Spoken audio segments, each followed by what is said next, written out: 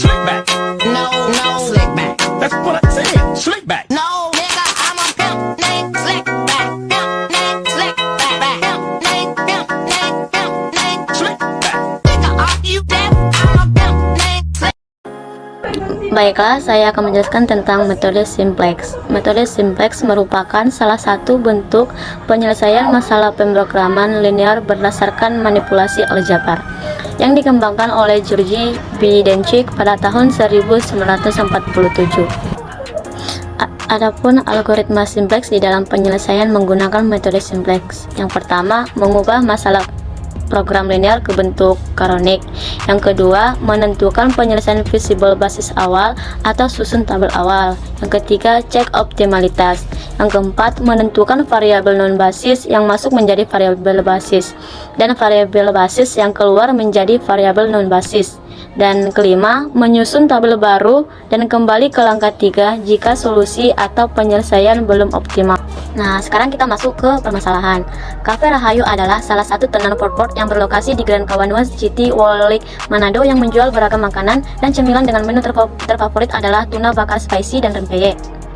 Suatu hari, Cafe Rahayu berhasil mendapatkan 2 rombongan yang memesan secara berturut-turut. Pesanan pertama sebanyak 5 paket tuna bakar spicy dan 4 bungkus rempeyek. Pesanan kedua sebanyak 6 paket tuna bakar spicy dan 5 bungkus rempeyek.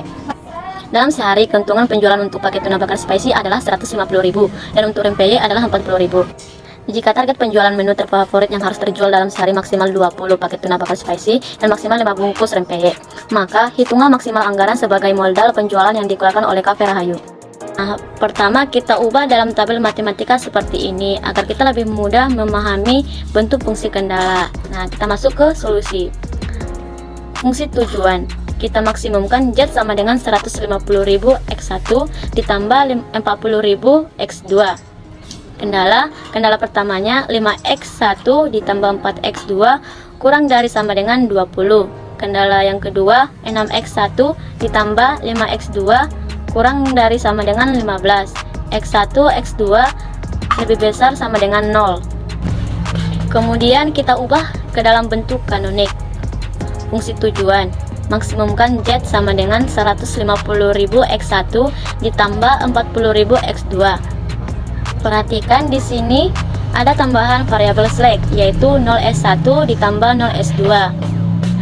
Jadi kita pindahkan ke ruas kiri, Z dikurang 150.000 X1 dikurang 40.000 X2 ditambah 0S1 ditambah 0S2 sama dengan 0.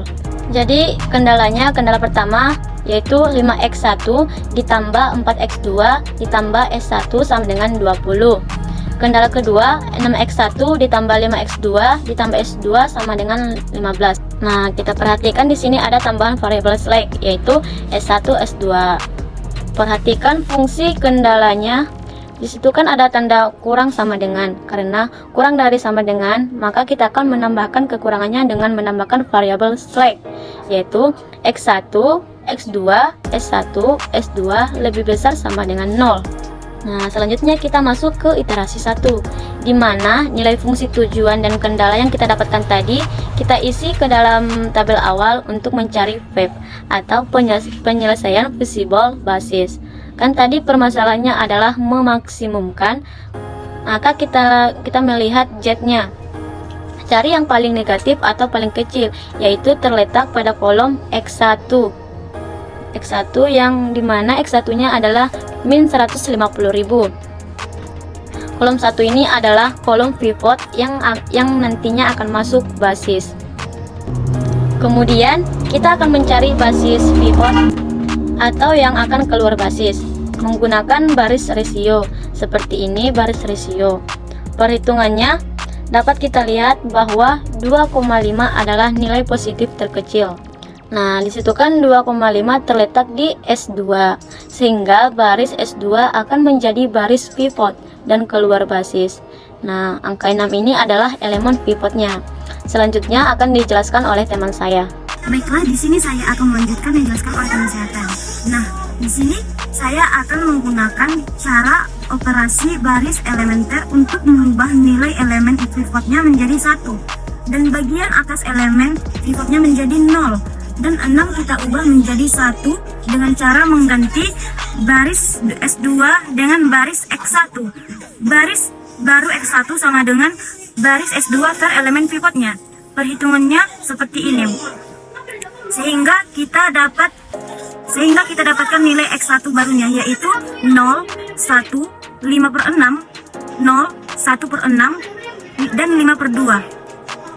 Selanjutnya kita hitung baris baru Z, yaitu sama dengan baris Z dikurang min 150 dikali baris baru X1. Nah, perhitungannya seperti ini, sehingga kita dapatkan nilai baru baris Z, yaitu 0, 0, 85.000, 0, 25.000, dan 375.000.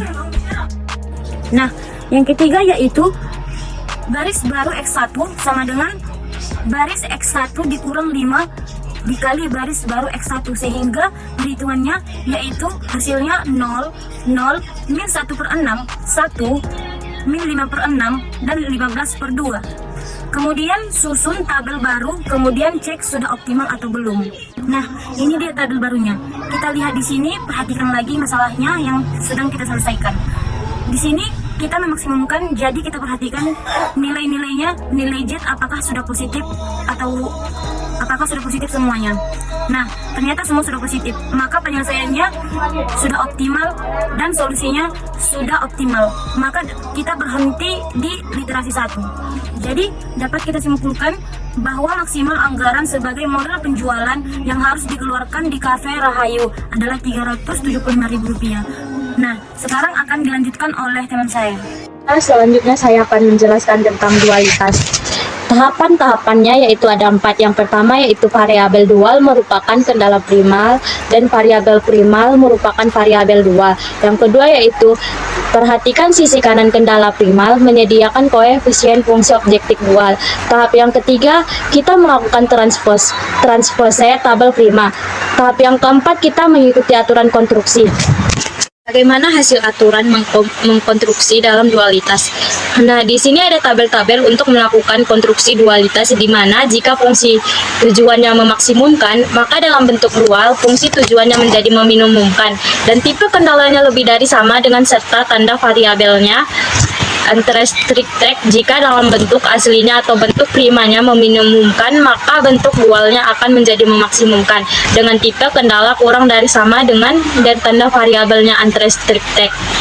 Kemudian, jika permasalahannya memaksimumkan, maka menjadi meminimumkan. Jadi, kendala jika tandanya lebih dari sama dengan variabelnya, maka akan menjadi kurang dari sama dengan 0. Jika kendala kurang dari sama dengan 0, maka variabelnya akan menjadi lebih dari sama dengan 0. Jika kendalanya sama dengan, maka variabelnya restricted. Kemudian, jika variabelnya lebih dari sama dengan 0, maka kendalanya kurang dari sama dengan. Jika variabelnya kurang dari sama dengan 0, maka kendalanya lebih dari sama dengan. Dan jika variabelnya restricted, maka kendalanya sama dengan. Jadi, dapat kita di sini ini kebalikannya. Contoh soal.